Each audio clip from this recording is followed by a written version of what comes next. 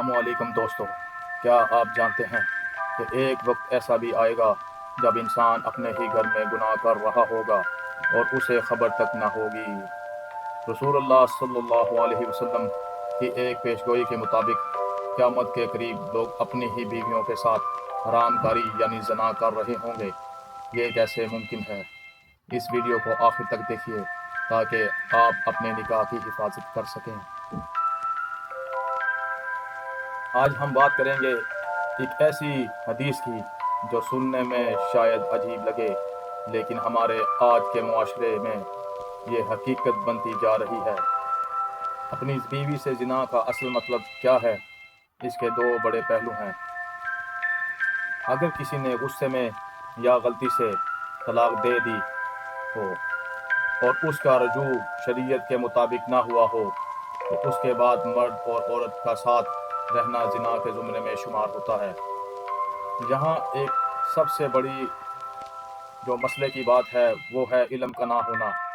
بعض اوقات لوگ ایسے الفاظ اور ایسی باتیں غصے میں کہہ جاتے ہیں جن کا تعلق وہ نکاح کے ٹوٹنے سے ہوتا ہے، اور لا علمی کی وجہ سے اکثر لوگ بھی اس گناہ میں مبتلا رہتے ہیں، اور بعض لوگ جان بوجھ کر جانتے ہوئے بھی پھر یہ کہ معاشرے کے پریشر سے یا کچھ اور ذاتی وجوہات کی بنا پر بھی خاموشی اختیار کر لیتے ہیں اور ساری زندگی زنا کی زندگی گزارتے رہتے ہیں۔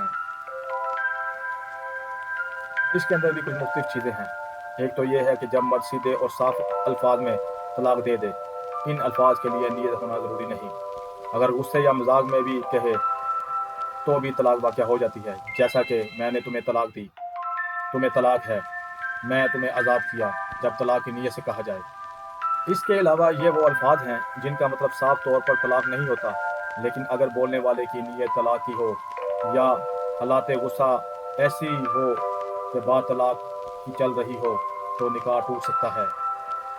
وہ الفاظ: تم اپنے گھر چلی جاؤ اگر مقصد ہمیشہ کے لیے چھوڑنا ہو، میرا تم سے کوئی تعلق نہیں، تم مجھ پر حرام ہو، اب تم آزاد ہو، جہاں مرضی جاؤ، یہ سارے وہ الفاظ ہیں جن کے کہنے سے نکاح ٹوٹ سکتا ہے۔ اس کے علاوہ ایسے کچھ کفر و شرکیہ کلمات ہیں۔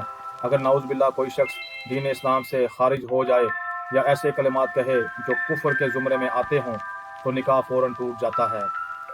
اللہ یا رسول صلی اللہ علیہ وسلم کی شان میں گستاخی کرنا، دین کا مذاق اڑانا، ضروریات دین نماز روزہ ایٹسٹرا کا انکار کرنا وغیرہ وغیرہ۔ اس کے علاوہ بہت ہی جاہلانہ طریقے سے لوگ بے احتیاطی سے کچھ عام جملے کہہ دیتے ہیں، جیسا کہ اگر میں یہ کام کروں تو میری بیوی کو طلاق، اگر وہ کام کر لیا جائے تو طلاق واقع ہو جاتی ہے۔ طلاق طلاق طلاق مذاق میں بھی 3 بار کہنا نکاح کو شدید خطرے میں ڈال دیتا ہے۔ یہ ایک ریئل واقعہ ہے۔ ایک شخص اسٹیج ڈرامہ دیکھ کے گھر آیا، اس ڈرامے میں کوئی طلاق کا سین تھا، تو گھر آ کے اس نے اس ڈائلاگ کو بولا اور اپنی بیوی کو اس ڈرامے کی نیت سے، اس ڈرامے کے ڈائلاگ کے توسط سے یہ کہا۔ بیوی نے اس کے منہ پہ ہاتھ رکھنا چاہا، لیکن اس نے شوخی بازی میں وہ جملے جو اسٹیج ڈرامہ سے دیکھ کر آیا تھا ادا کر دیے۔